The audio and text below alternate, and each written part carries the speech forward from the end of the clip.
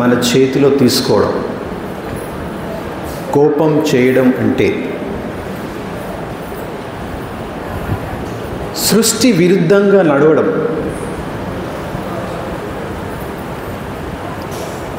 అందరినీ మనమనుకున్నట్లుగా నడిపించాలని కోరుకోవడం, నేను కోరుకున్నట్లే అందరూ నడవాలి అని చెప్పి. నడవగలుగుతారా ఆ విధంగా ఎవరైనా? అందరికీ తన ఇష్టంగా నడవాల్సి ఉంటుంది. తనకు ఇష్టమైన విధిగా పద్ధతిలో బ్రతకాలని అనిపిస్తుంది. ఎవరు ఎవరి ప్రెషర్లో బ్రతకాలని కోరుకోరు. కోపము ఒక అగ్ని. అది బయట వాళ్ళపైన వేస్తే వాళ్ళని దహించేస్తుంది. లేదు, మీ లోపలనే మండుతూ ఉంటే మిమ్మల్ని కాల్చేస్తుంది. అందుకని ఆ కోపాన్ని, అది ఏదైతే ఉందో అది సూపర్ పవర్, అది ఒక ఎనర్జీ, అది చాలా శక్తివంతమైనటువంటి ఒక ఫోర్స్. దానికి సరి అయిన దిశ మనం ఇవ్వాలి. ఆ దిశ మనం ఇవ్వకపోతే ఆ సముద్రంలో మునిగిపోతాం మనం. కోపం ఎవరికి ఎక్కువగా వస్తుందంటే ఎవరైతే ఎక్కువగా కోరికలు పెట్టుకొని ఉంటారు, అపేక్షలు ఎక్కువగా పెట్టుకొని ఉంటారు. ఉండాలి, కోరికలు ఉండాలి, జీవితంలో అనుశాసనం ఉండాలి. కోపం ఉన్న వాళ్ళకి మొట్టమొదట శరీరంలో పొట్ట సంబంధిత రోగాలు మొదలవుతాయి. ఎసిడిటీ కానీ, డయాబెటీస్ కానీ, బీపీ కానీ, ఉన్నవి లేనివన్నీ కూడా. ఎందుకంటే ఈ కోపం అనేటువంటిది మన శరీరంలో కేంద్ర బిందువు ఎక్కడుంది? పొట్ట మధ్యలో ఉంది. మనం వేరే వాళ్ళని మనం అనుకున్నట్టుగా నడిపించడానికి ప్రయత్నం చేస్తాం. అప్పుడు ఏమవుతుంది? ఇప్పుడు ఎవరో కోప్పడ్డారనుకోండి, ప్రేమతో మాట్లాడతారా, సౌండ్ రేజ్ చేసి మాట్లాడతారా? ఎందుకలా? కోపం వస్తుంది అంటే ప్రేమతో మాట్లాడొచ్చు కదా, కానీ సౌండ్ బాగా పెంచేసి ఎందుకు మాట్లాడతారు?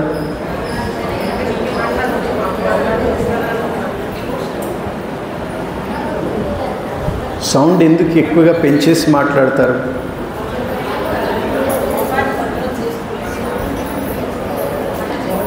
ఇప్పుడు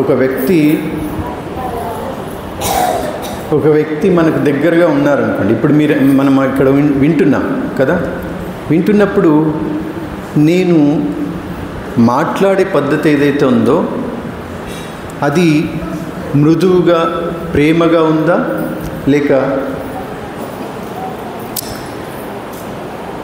దగ్గరగా ఉన్న వాళ్ళతో మనకు మాట్లాడడానికి చాలా సౌండ్ పెంచి మాట్లాడాల్సిన అవసరం లేదు, ఉందా? కానీ ఒక వ్యక్తి చాలా దూరంగా ఉన్నాడు అనుకోండి, అతన్ని నెమ్మదిగా మనం పిలిస్తే పలుకుతారా? ఎందుకలా? ఇక్కడ నుంచి కాస్త దూరంగా అక్కడ ఉన్నారు ఓ వ్యక్తి, అతన్ని ఇక్కడ నుంచి పిలిచామనుకోండి, ఏమండి వింటున్నారా అని చెప్పేసి మనం ఇక్కడ నుంచి పిలిచామనుకోండి, పలుకుతారా? లేదు. దూరంగా ఉన్న వాళ్ళని పిలవాలంటే ఏం చేయాలి? ఎలా పిలుస్తారు? గట్టిగా పిలవాలి కదా.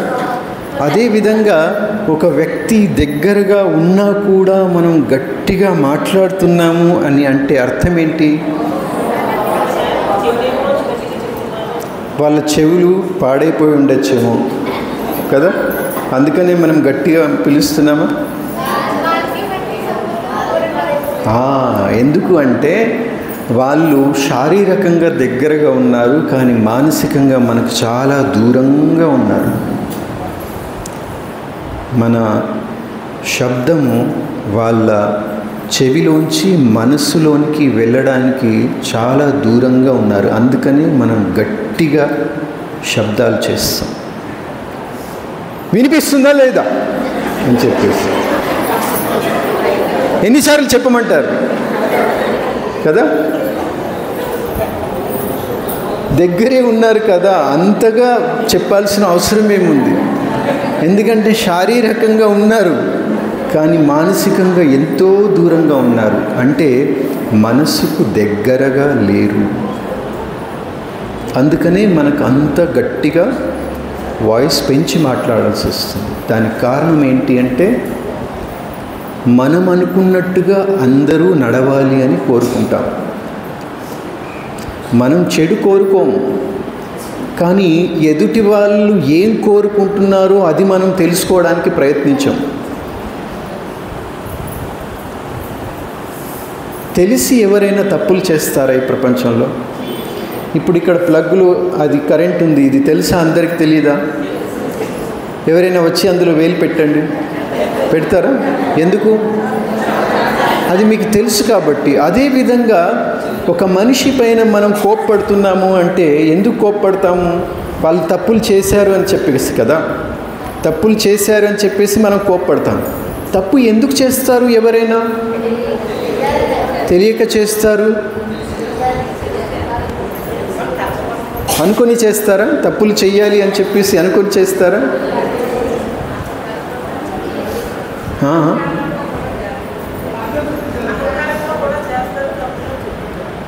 ఇప్పుడు ఒక ఇంట్లో యజమాని పనిచేసే వ్యక్తికి చెప్తారు ఏమని, కొన్ని గ్లాసులో నీళ్లు తీసుకురా అని చెప్తే ఆ పని మనిషి నీళ్ళు తీసుకొస్తున్నారు అనుకోండి, అక్కడ కింద చూడకుండా కాస్త కాలు జారి ఆ చేతిలోంచి గ్లాస్ కింద పడింది. అప్పుడు ఏమవుతుంది? గ్లాస్ పగిలిపోతుంది కదా. పగిలిపోయిన గ్లాస్ చూసి యజమాని ఏ విధంగా రియాక్ట్ అవుతాడు? ఎంత మంచి పని చేశావు, ఈ గ్లాస్ పగలగొట్టేశావు, ఇంకొక గ్లాసు తీసుకురా అని చెప్పేసి ఆనందపడతాడా? ఏం చేస్తాడు? కోప్పడతాడు కదా. ఆ కోప్పడడం వల్ల ఏమవుతుంది అంటే ఎలాగో గ్లాస్ పగిలిపోయింది, కానీ ఆ గ్లాసుతో పాటు ఆ యజమాని మైండ్ కూడా పగిలిపోద్ది. ఆ తర్వాత పనిచేసే పని మనిషి యొక్క మెదడు కూడా పగిలిపోద్ది. వాటిని అంటించడానికి కనీసం 2-3 రోజులు సమయం పడుతుంది. అవునా కాదా? ఇప్పుడు ఒక గ్లాసుతో ఎన్ని విషయాలు పగిలిపోయాయి. అలా చిన్న చిన్న సంఘటనలు ఎన్నో జరిగి ఆ తర్వాత వాళ్ళ మనసులో ఒక చెడు భావన నిర్మాణం అయిపోతుంది. ఈ మనిషి ఇలాంటి వాడే, ఈ మనిషి ఇలాంటి వాళ్ళే అని చెప్పేసి. ఇంకా వేరే సమయంలో ఎప్పుడైనా వేరే ఏదైనా పని చెప్పామనుకోండి, వాళ్ళు చేయడానికి భయపడతారు. ఆ భయంలో ఇంకా ఎక్కువ తప్పులు జరుగుతాయి. ఆ తప్పులతో ఇంకా యజమాని మనస్సు చెడిపోతుంది. ఆ ఇంట్లో వాతావరణమే పూర్తిగా నెగటివ్గా అయిపోతుంది. ఒక వ్యక్తి తప్పు చేశాడు అంటే దానికి వెనుక ముందు ఏవో కారణాలు ఉంటాయి. ఆ కారణాలు తెలుసుకోవాలి కదా. చూడకపోవచ్చు. ఎందుకు చూడకపోలేదు? ధ్యాస వేరే సైడ్ వెళ్ళిపోయి ఉండవచ్చు. ఎందుకు వెళ్ళిపోయింది? ఒకసారి శాంతంగా కూర్చొని అసలు నీ ఏకాగ్రత ఎందుకు ఇలా క్షీణిస్తుంది, నీకు పనిపైన ధ్యాస ఎందుకు లేదు అని చెప్పేసి చక్కగా అర్థం చేసుకుంటే అప్పుడు మనం ఎదుటి వాళ్ళకి సొల్యూషన్ ఇవ్వచ్చు. కానీ వాళ్ళని అర్థం చేసుకోకుండా కేవలం మనం వాళ్ళపైన ప్రెషర్ చేస్తూ ఉంటే అదేవిధంగా మనతో కూడా అలాగే జరుగుతూ ఉంటుంది. ఎందుకంటే మనపైన కూడా కోప్పడే వాళ్ళు మనల్ని ఎవరైనా అర్థం చేసుకుంటారా? చేసుకోరు. అప్పుడు ఏం చేస్తాం? ఎదుటి వాళ్ళ గురించి మన మనసులో కూడా అదే భావన ఉంటుంది. ఇతను ఎప్పుడు ఇలాగే చేస్తూ ఉంటాడు, ఇలానే ఉంటుంది, అందుకని అతనికి తగ్గట్టుగా నేను కూడా అలాగే చేస్తాను అని చెప్పేసి మొండిగా తయారవుతారు. అవునా కదా? అందుకని బాబా ఏం నేర్పిస్తాడు? ఎవరైతే తప్పులు చేస్తారో వాళ్ళని చక్కగా అర్థం చేసుకోండి. వాళ్ళ మనస్థితి, పరిస్థితి ఎలా ఉంది, ఆత్మల యొక్క స్థితి ఎలా ఉంది. ఈరోజు మనము ఇంత చక్కగా కూర్చున్న వాళ్ళం కొద్దిసేపు మనస్సును కూడా ఏకాగ్రం చేయలేకపోతాం. చేయగలుగుతున్నామా? 5 నిమిషాలు కూర్చున్నప్పుడు ఎంతసేపు మన మనస్సు పరిగెత్తుతూ ఉంది. మన మైండ్నే మనం కంట్రోల్ చేయలేకపోతున్నాం. అదేవిధంగా అంటే ఇంత జ్ఞానం ఉన్న వాళ్ళమే మనం చేయలేకపోతున్నాం. ఏ జ్ఞానం లేని వాళ్ళు ఎలా చేస్తారు చెప్పండి? అవునా కాదా? చిన్నప్పుడు మా తల్లిదండ్రులు ఇలా చెప్పేవాళ్ళు. మీ తల్లిదండ్రులు అలాగే చెప్పి ఉండొచ్చు. ప్రతి తల్లిదండ్రి పిల్లలకి అలాగే చెప్తూ ఉంటారు. ఏమని చెప్తూ ఉంటారు అంటే శ్రద్ధతో చదువు అని చెప్తారు కదా, ఏకాగ్రతతో చదువు అని చెప్తారు. చదివింది జ్ఞాపకం ఉంచుకో అని చెప్తారు. మనసు పెట్టి చదువు అని చెప్తారు, అవునా కదా? కానీ ఎవ్వరు కూడా మనసు ఏంటిది, ఎలా ఉంటుంది, దానిని ఎలా పెట్టి చదవాలో ఎవరు చెప్పరు. చెప్తారు? మనసు పెట్టి చదువు, ఏకాగ్రతతో చదువు, చదివింది జ్ఞాపకం ఉంచుకుంటే ఎలా జ్ఞాపకం ఉంచుకుంటారండి? తెలియదు కదా. మనసు గురించి ఎప్పుడైనా జ్ఞానం పొందామా మనం? చెప్పండి, పొందామా? లేదు కదా. మరి మనసుని ఎలా పట్టుకొని ఏకాగ్రతతో మీరు చదవగలుగుతారు చెప్పండి?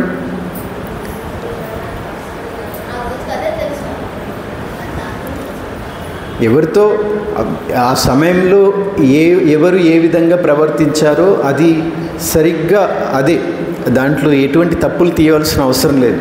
తల్లిదండ్రులు తెలిసిందే చెప్పారు, తెలియంది ఎక్కడి నుంచి చెప్తారు?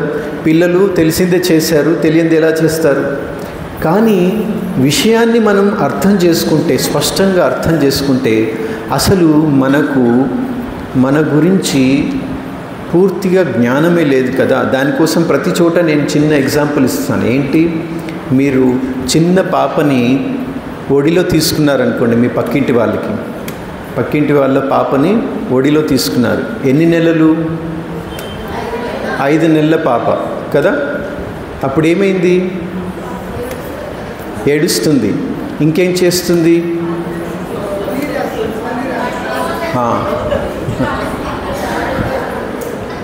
పసుపు నీళ్ళు పోసేస్తుంది. అప్పుడు ఏమవుతుంది? మీరు సంతోషపడతారా? ఇలాగే నేను సెంటర్కి వెళ్తే అక్కయ్య నన్ను సన్మానిస్తుంది అని చెప్పేసి ఏం చేస్తారు? సంతోషపడతారా? ఏ కోపం వస్తుందా? సంతోషపడతారా? ఈ అక్కయ్య కోసం క్లాప్ కొట్టండి.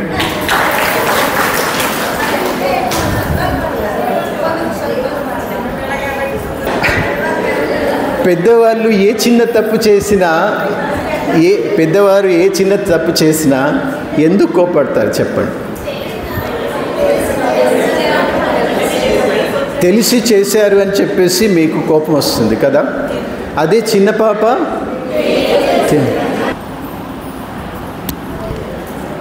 ఏం చూశారు?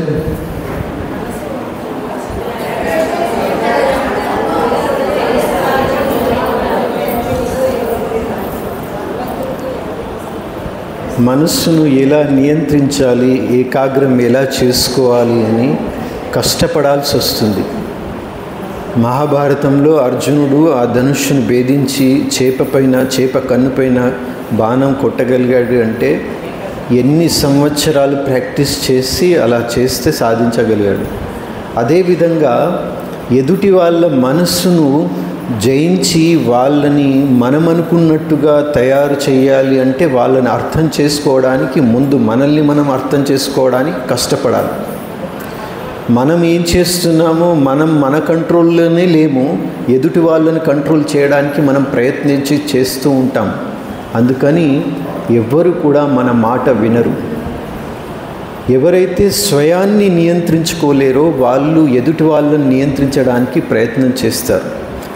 బాబా చెప్పే విధంగా విషయం ఏంటి అంటే ఈ ప్రపంచంలో ఎవ్వరి వద్ద కూడా తన కర్మేంద్రియాలను నియంత్రించేటువంటి శక్తి లేదు. దానినే బాబా అంటాడు, ఎదుటి వాళ్ళు మాయా వశులై ఉన్నారు, పరవశులై ఉన్నారు. అంటే వాళ్ళు వాళ్ళ నియంత్రణలో లేరు.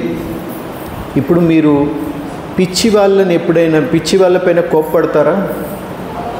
ఎందుకు? వాళ్ళు కూడా తప్పులు చేస్తారు కదా. పెద్దవాళ్ళు అయి ఉండి కూడా తప్పులు చేస్తారు, వాళ్ళపైన కోప్పడాలి కదా.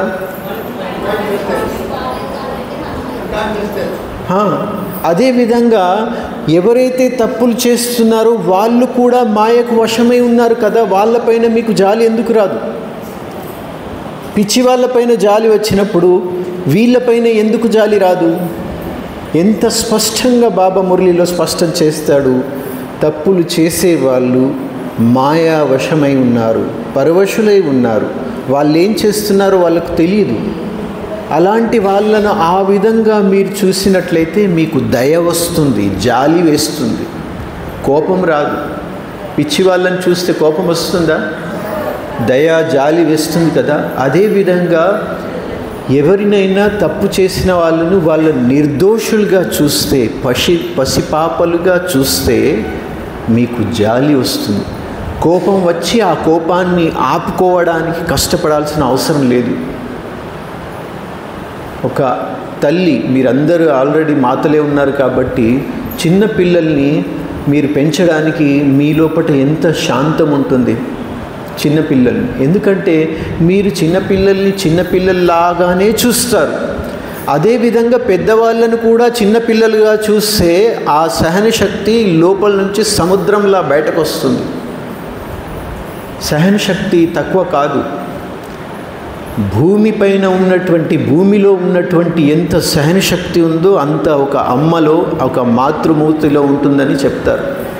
అంతటి సహనశక్తి ప్రతి వారిలో ఉంటుంది. తప్పు ఎక్కడ జరుగుతుంది అంటే ఎదుటి వాళ్ళను మనము బుద్ధిమంతులు, అర్థం చేసుకున్న వాళ్ళు, తెలిసిన వాళ్ళు అని చెప్పేసి ఆ దృష్టికోణంతో చూస్తాము. అందుకనే కోపం తన్నుకు వస్తుంది. ఒకసారి పసిపాపలా చూడడానికి ప్రయత్నం చేయండి. దీంట్లో సాక్షాత్తు బాబాను ఫాలో చేయడానికి ప్రయత్నం చేయండి. జ్ఞానంలో వచ్చి కూడా ఈరోజు వరకు ఎన్నో మీరు తప్పులు చేశారు. ఆ తప్పులకు మిమ్మల్ని మీరు కూడా ఎప్పుడు క్షమించుకోలేరు.